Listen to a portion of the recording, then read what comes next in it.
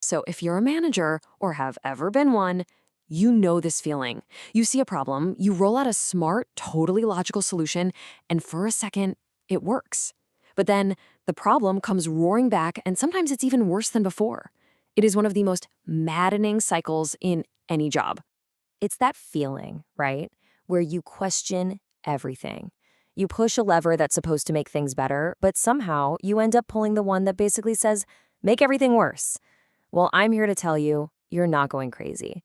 There's a very real reason this happens, and we're going to break it all down in this explainer. All right, let's get into it with a classic case. Meet Toby. He's a manager at a hardware company we'll call DevWare Corp. And he's got a big problem. His team is falling behind schedule on critical parts. If this keeps up, they're going to miss a huge product launch. The pressure is on. It's a situation a lot of us can probably relate to. So what does Toby do? Well, he does what any good manager would think to do. He decides the team just needs more direct oversight. So he starts scheduling more review meetings to track the status of all the parts, especially the ones that are lagging. The logic seems rock solid. If we pay more attention to the problem will get solved. Makes sense, right? And for a hot second, it looks like a total success. The late parts start moving again. But then it happens. The problem doesn't just come back, it comes back with a vengeance. Over the next few weeks, Toby notices this completely bizarre, infuriating trend. The more meetings he holds, the more parts fall behind schedule.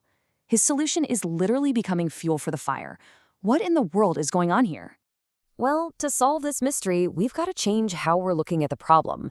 We need to stop searching for a simple, straight line, this caused that, and we need to start seeing in circles. This is the absolute core of systems thinking. You know, most of us are trained to see the world in a linear way. If I do A, then B will happen, then C will happen. Simple. But the real world, especially inside a complex organization, just doesn't work like that. The real world runs on feedback. The results of our actions have a way of circling back around to influence the original situation. That's the feedback view, and it's the secret decoder ring we need to understand why Toby's brilliant fix backfired so badly. Think about it like an iceberg. What we usually see are the events, in this case, the parts being late.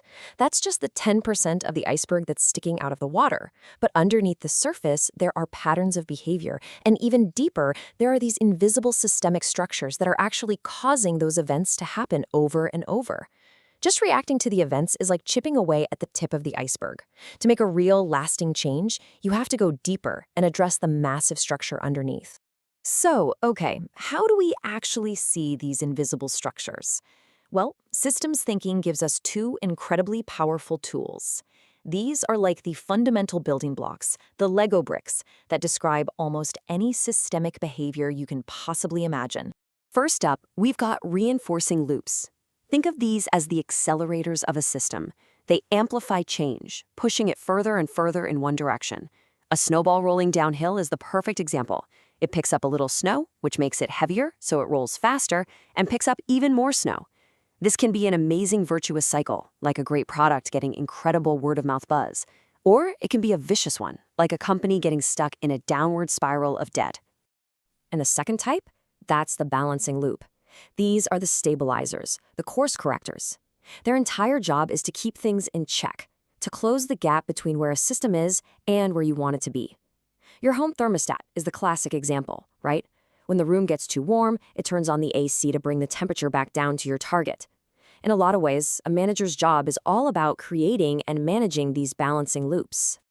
All right, we've got our new perspective, seeing feedback, and we have our two new tools, reinforcing loops and balancing loops. So now, let's head back to DevWare and finally crack this case wide open. Okay, here's the first big clue. When Toby started holding all those meetings, what he was trying to do was create a balancing loop.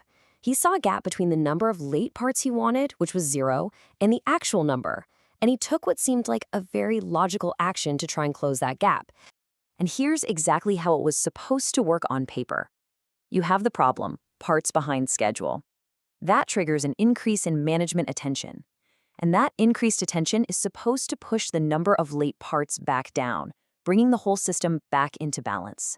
And like we said, for a little while, it looked like it was working perfectly. But, and this is the twist, Toby's very logical, well-intentioned balancing act accidentally woke up a sleeping giant. It created a second, hidden loop. And this new loop wasn't a stabilizer. Oh no. It was a powerful, vicious, reinforcing loop that completely overpowered his original fix. Okay, here's how it all went down. The extra meetings pulled the engineers away from their actual work. So to avoid getting dragged into even more meetings, what did they do? They started waiting to report problems until they'd already figured out a solution. But that delay in communication meant that other engineers who were depending on that info found out about changes way too late. And the result? Even more parts started to fall behind schedule. So what does Toby see from his desk? He just sees the problem getting worse, which only proves to him that the team needs, you guessed it, more meetings. A perfect, self-perpetuating vicious cycle hiding right there in plain sight. So what's the real takeaway here? The problem was that Toby was working hard in the system, reacting to fires every single day. The true, lasting solution lies in stepping back and starting to work on the system itself. I absolutely love this analogy. Think about it. When you're on a flight, who has the biggest impact on whether you get there safely? The pilots are obviously crucial. They're the ones working in the system. But the aircraft designers, the people who designed the wings and the engines years before that plane ever took off, they have the most influence. They work on the system. And that is the huge mindset shift. So, a much more powerful action for Toby isn't to schedule another meeting. It's to change the structure of the system. He could create a new role that encourages the immediate reporting of all problems, good, bad, or ugly, and explicitly promise not to punish that honesty with more meetings. That simple change breaks the vicious reinforcing loop at its source. It's the difference between bailing water out of a sinking boat and actually finding and patching the leak. And that leaves us with a really important question to ask ourselves. The next time you go to implement a fix, just pause for a second and look for the circles. Ask yourself, what hidden feedback loops might this action create? What are the unintended consequences that could come circling back and actually make my problem worse? Seeing those loops, making the invisible visible, that is the first and most powerful step toward becoming a true systems thinker.